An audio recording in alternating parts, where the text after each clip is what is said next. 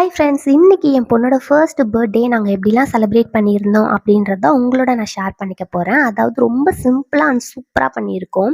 கொஞ்சம் கூட என்ன இப்படி பண்ணிட்டோமே அப்படின்ற மாதிரி யோசிக்கிற மாதிரி ரொம்ப சிம்பிளாக பண்ணிட்டோமோ, அதாவது கொஞ்சம் ஃபஸ்ட்டு பர்த்டே நல்லா பண்ணியிருக்கலாமோ அப்படின்னு நம்ம மனசில் தோணும்ல, அந்த மாதிரி தோணாத அளவுக்கு ரொம்ப சாட்டிஸ்ஃபைடாக ரொம்ப ஃபுல்ஃபில்லாக பண்ணியிருக்கோம் இந்த பர்த்டேவை. எங்கள் பொண்ணுக்கும் கண்டிப்பாக இது பிடிக்கும்னு நினைக்கிறேன். ஃப்யூச்சரில் கண்டிப்பாக அவள் எந்த ஒரு கேள்வியும் கேட்டக்கூடாது. என்னம்மா இப்படி என் பர்த்டேவை இவ்வளோ சிம்பிளாக பண்ணிட்டீங்களே, ஏம்மா இப்படி பண்ணீங்க அப்படின்னு ஒரு கொஷினும் கேட்டக்கூடாது அப்படின்னு சொல்லிட்டு ரொம்பவே நுணுக்கமாக அவளுக்கு பிடிக்கணும். ஃப்யூச்சரில் அவள் 4 கேள்வி கேட்டக்கூடாது, அவளுக்கு ஃபுல்லாக சாட்டிஸ்ஃபைடாக இருக்கணும். அந்த அளவுக்கு நாங்கள் பார்த்து பார்த்து ஒன்று ஒன்றும் பண்ணியிருக்கோம். இந்த நாள் எப்படிலாம் போச்சுன்றதை பார்க்கலாம். அவள் எப்பவுமே காலையில் எழுந்துக்கும் போது சிரிச்சுக்கிட்டே தான் எழுந்துப்பா. நான் அதனாலேயே பயந்துகிட்டே இருந்தேன், பர்த்டே அன்னைக்கு அதே மாதிரியே எழுந்துக்கணும், சிரிச்சுக்கிட்டே அழுதுறக்கூடாது கடவுளேன்னு சொல்லி வேண்டிட்டுலாம் இருந்தேன். அதே மாதிரி காலையில் எழுந்துக்கும் போதே சிரிச்சுக்கிட்டே தான் எழுந்தா. நானுமே காலையிலேயே அவளுக்கு பர்த்டே சாங்லாம் பாடினேன். அப்போ திருன்னு முழிச்சிட்டே இருந்தேன், என்னடா இது அம்மா திடீர்னு எப்போவுமே குட் மார்னிங் தான் சொல்லுவாங்க, இன்றைக்கி என்ன சாங்லாம் பாடுறாங்கன்னு திருன்னு முழிச்சிக்கிட்டே இருந்தா. எழுந்துட்டியா? Happy birthday to you, happy birthday to you, happy birthday to Dikshita. பர்த்டேக்கு 2 ட்ரெஸ் எடுத்திருந்தோம். ஒன்று பார்த்தீங்கன்னா பட்டு பாவாடை சட்டை, அதாவது மெட்டீரியலாக எடுத்து நானே ஆரி ஒர்க் பண்ணி ஸ்டிச் பண்ணேன் இந்த ட்ரெஸ்ஸு. இன்னொன்று பார்த்தீங்கன்னா நைட்டுக்கு கேக் வெட்டும்போது ஒரு கவுன் போடலாம் அப்படின்னு தான் பிளான் பண்ணது. காலையிலேயே அவளை 6 மணிக்கெல்லாமே எழுப்பிட்டோம். ஏன்னா நாங்கள் ஒரு ஆசிரமம் போகிறதா பிளான் பண்ணியிருந்தோம். அதாவது குட் லைஃப் சென்டர்னு சொல்லிட்டு குழந்தைங்களோட ஆசிரமம். நாங்கள் பார்த்தீங்கன்னா பிரேக்ஃபாஸ்ட்டு தான் போட்டுட்டு இருந்தோம், அதாவது இட்லி பொங்கல் அந்த மாதிரி. ஃபஸ்ட்டு நாங்கள் என்ன பிளான் பண்ணோன்னு பார்த்தீங்கன்னா, பாப்பாவோட பர்த்டே, அதனால் எல்லா குழந்தைங்களுக்கும் பிரியாணி போடலாம் மதியானத்தில் அப்படின்னு சொல்லி தான் யோசிச்சுட்டு இருந்தோம். கரெக்டாக அந்த டேட்டில் பார்த்தீங்கன்னா மதியம் புக் ஆகிடுச்சு. காலையிலேக்கும் நைட்டுக்கும் மட்டும்தான் ஃப்ரீயாக இருந்தது. அதனாலேயே நம்ம காலையிலேயே போடலாம், பிரேக்ஃபாஸ்ட் போட்டுடலாம் அப்படின்னு சொல்லிட்டு பிளான் பண்ணிட்டோம். ஃபஸ்ட்டு அங்கே போன உடனே அங்கே இருக்கிற குழந்தைங்க எல்லாமே பாப்பாவை தூக்கிட்டு கொஞ்சிட்டு அப்புறம் எல்லாருமே விஷ் பண்ணிகிட்டே இருந்தாங்க. அதை பார்க்கும்போதே ரொம்ப சந்தோஷமாக இருந்தது. அது மட்டும் இல்லாமல் அங்கே இருக்கிற குழந்தைங்க ஒன்று அவ்வளோ அழகாக இருக்காங்க. எப்படி தான் விட்டுட்டு போக மனசு வந்ததோன்ற மாதிரி இருந்தது. அங்கெல்லாம் போனால் கண்டிப்பாக கண்லாம் கலங்காமல் இருக்கவே முடியாதுன்னு நினைக்கிறேன். ஏன்னா எனக்குமே கண் கலங்கி அழுதுறக்கூடாதுன்ற மாதிரி நம்ம ஒரு கட்டத்தில் நிற்போம்ல, அந்த மாதிரி நானுமே இருந்தேன். என் ஹஸ்பண்ட் கிட்டே கேட்கும்போது எனக்கும் அப்படி தான் இருந்தது. கொஞ்ச நேரம் இருந்தால் என் கண்ணிலேருந்து தண்ணி வந்துட்டுருக்கோம் அப்படின்ற மாதிரி சொல்லிட்டு இருந்தாங்க. அப்புறம் பாப்பாக்காக ப்ரே பண்ணாங்க. அது மட்டும் இல்லாமல் பர்த்டே விஷ் பண்ணி சாங்லாம் பாடினாங்க. அதெல்லாம் கேட்கும்போதே உண்மையாக சொல்கிறேன், நம்ம அந்த பர்த்டே அன்னைக்கு வேறு என்ன தான் ஸ்பெஷலாக பண்ணாலும் இந்த நிமிஷம் மாதிரி இருந்திருக்காதுன்னு தோணுச்சு.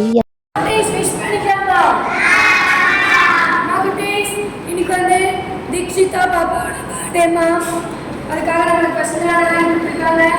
பாப்பாக்காக விஷ் பண்ணிக்கலாமா? ஸ்டார்ட்மா.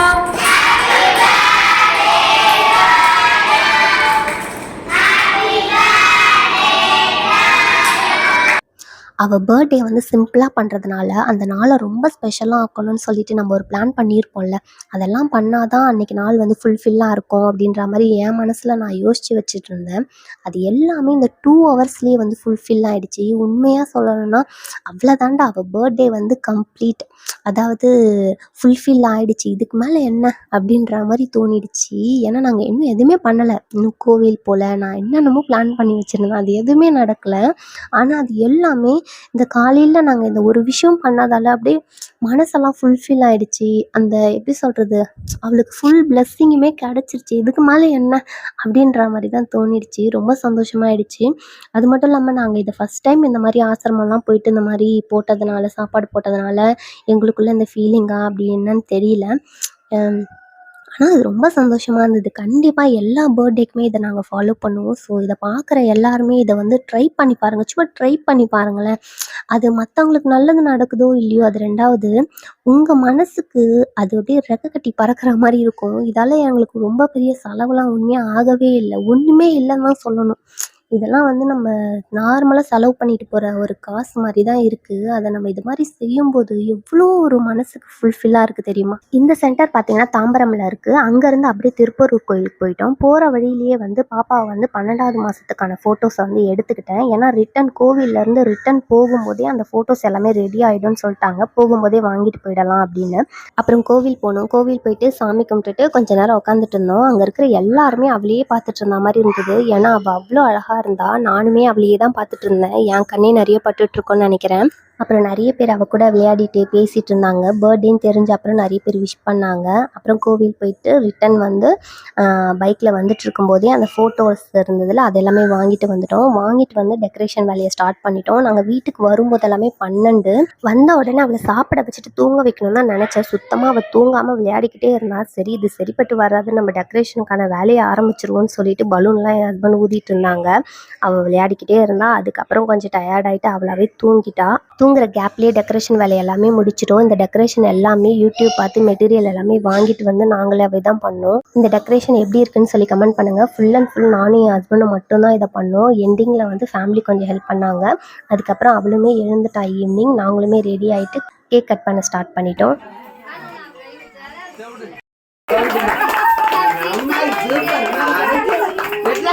கையை பிடிச்சி வெட்டாடி அந்த கையை கேக் கட் பண்ணும்போது அழுதா. எனக்கு தெரியும் அவள் அழுவான்னு சொல்லிட்டு. ஏன்னா அவளுக்கு கூட்டத்தெல்லாம் பார்த்தாலே ஒரு மாதிரியாக இருக்கும். ஒரு இடத்துல நில்லுனா நிற்க மாட்டா. கரெக்டாக நம்ம கேக் கட் பண்ணுறதுக்கு நிற்க வைக்கவே அவள் வந்து அழ ஆரம்பிச்சிட்டா. சரி உடனே கேக் கட் பண்ணிவிட்டு கடகடன்னு ட்ரெஸ் எல்லாமே கழட்டி மாற்றிட்டு அவளை ஃப்ரீ பண்ணியாச்சு. ஃபோட்டோஸ்லாம் அவளும் எடுக்கவே இல்லை. அவளை தாங்க பர்த்டே சிம்பிளாக வீட்லேயே செலிப்ரேட் பண்ணி முடிச்சாச்சு. அதாவது வீட்டாண்ட இருக்கவங்க ஃபேமிலி மட்டும் கூப்பிட்டுட்டு சிம்பிளாக முடிச்சுட்டு பிரியாணி செஞ்சு போட்டாச்சு.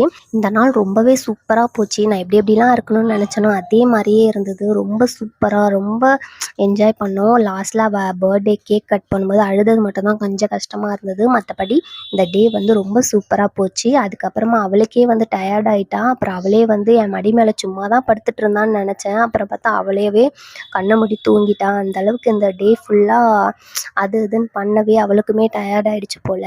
எங்களுக்கு அதுக்கு மேலே டயர்டு. ஒரு துளி கூட ரெஸ்ட் இல்லை. இதை முடித்தோன்னே அது முடித்தோன்னே அது அப்படின்னு இருந்தது.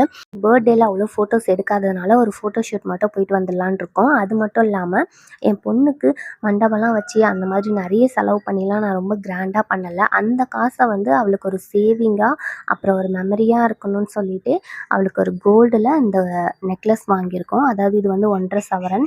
இந்த பர்த்டே செலிப்ரேஷன் எப்படி இருக்குன்னு சொல்லி கமெண்ட் பண்ணுங்கள். உங்களுக்கு பிடிச்சிருந்தா லைக் பண்ணுங்கள். அது மட்டும் இல்லாமல் நெக்ஸ்ட் வீடியோவாக நம்ம சேனலில் பாப்பாவோட first year photo shoot video வரும். அதையுமே கண்டிப்பாக பாருங்கள். அது மட்டும் இல்லாமல் எங்களோட சேனலுக்கு சப்போர்ட் பண்ணணும்னு நினச்சிங்கன்னா கீழே இருக்க சப்ஸ்கிரைப் பட்டனை கிளிக் பண்ணி சப்ஸ்கிரைப் பண்ணிக்கோங்க. Thank you friends.